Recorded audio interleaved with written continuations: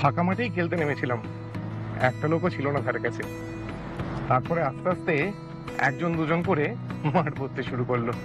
আর আজকে যেন মনে হচ্ছে আধা স্টেডিয়াম ভিড়ে ভরে গেছে। ভাবুন তো, অর্ধেক স্টেডিয়াম ভর্তি দর্শক আমাদের সঙ্গে মানস ভ্রমণে যাচ্ছেন, আমাদের ভ্রমণের গল্প শুনছেন।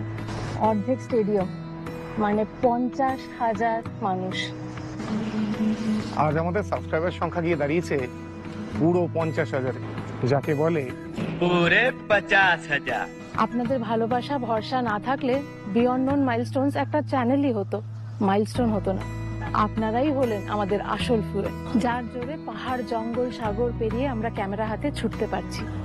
তাই আজকে আমরা এসেছি আপনাদের আন্তরিকভাবে ধন্যবাদ জানাতে, আমাদের পাশে থাকার জন্য। Thank you.